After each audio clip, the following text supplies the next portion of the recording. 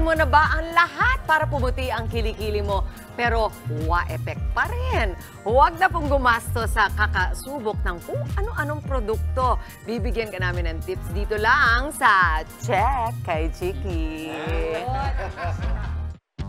Marami sa atin nakukonsyo sa ating mga kilikili, lalo na kung hindi siya masyadong maputi o kaya hindi masyadong makinis. Pero mga kapatid, do not worry dahil meron tayong makikilalang dermatologist na tuturuan tayo kung paano ba ang tamang pangangalaga ng ating kilikili. Di ba, Dr. Roda?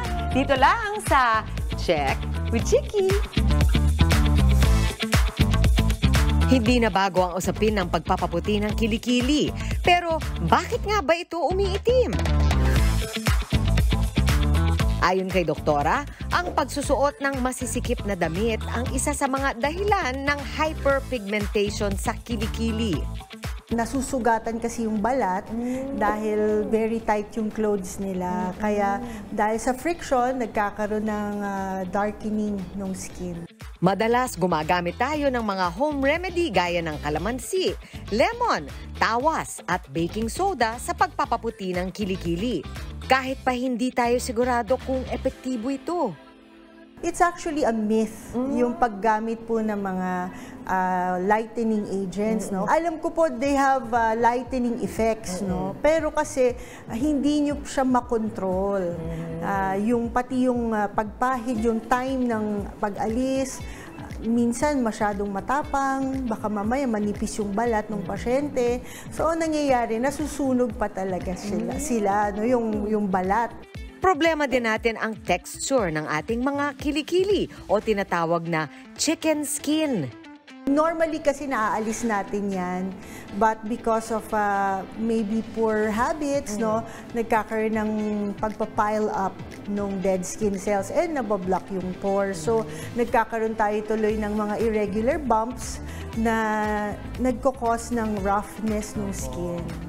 Tip ni doktora para sa mas maputi at makinis na kilikili, gumamit ng mga active ingredient sa kontroladong dami.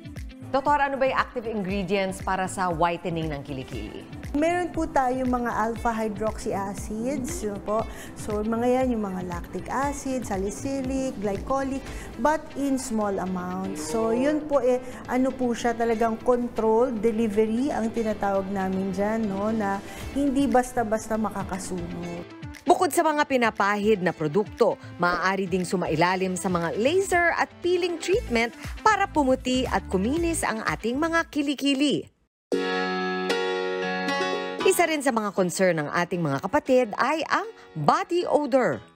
Meron tayong two types of sweat glands, yung apocrine at saka eccrine glands. Yung eccrine glands, yan po yung nagpo-produce ng sweat. Yung apocrine, dun po yung nakakalimitan na merong odor pag nag-touch na sa sweat. No? At kalimitan, ito ay caused by bacteria. May epekto rin ang mga kinakain at iniinom natin sa ating body odor.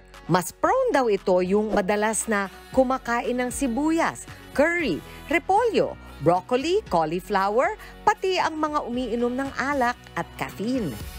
Ang aming advice sa aming mga pasyente, talagang good hygiene and proper and healthy lifestyle ang gagawin natin. Some of our patients na madaming hair, are prone to body odor. So, paano ba ang tamang pagtanggal ng buhok sa kilikili? Okay na ba yung nagsha-shave tayo? Actually, we don't like shaving anymore. What we are asking our patients is to come here in Royal and then they can have their diode or their IPL. So, those are laser treatments din po, just to stop from growing hair.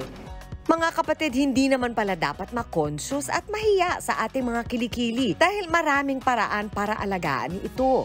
Ang lagi lang nating tatandaan, maayos na hygiene at diet para masigurong laging mabango, maputi at makinis ang ating kilikili. Kilikili check ba? Yeah, kilikili check. Kilikili power. Hindi rin natin masyadong napag-usapan kasi kung minsan, nasa lahi din na medyo maitim, ganyan. Pero yan, meron na tayong nabigay sa kanila, sa inyo, na mga iba-ibang pwedeng gawin. Ang maganda doon talaga, lifestyle pa rin pala talaga. Doon at doon babagsak. And also, there's availability. Na available na siya, mami. Oo, no? tsaka hindi nakamahalan. Dati kasi tawas-tawas lang, kalamansi, kalamansi. ganun, di ba? Ang hapdi nun, Oo, lalo kung may sugat ka pala, hindi mo alam. Nako. Ang sabi nga ni Doktora, yung isang takeaway ko, yung balat natin sa kilikili, yan na yung pinakamanipis. Mas manipis pa yan kaysa sa balat natin sa mukha. So mabilis talaga siya magsugat or kung ano mang mga produktong ilagay mo. Oo, ibig sabihin, super sensitive kapag mag-aahit pa kayo dyan. Right. Okay, dami nating natutunan this morning. Mga kapatid, Chiki Roa Puno po. Simulan ang inyong araw na puno ng impormasyong kapaki-pakinabang. Sama na sa isang makabuluhang umaga. Tumutok at mag-subscribe sa social media pages ng News 5.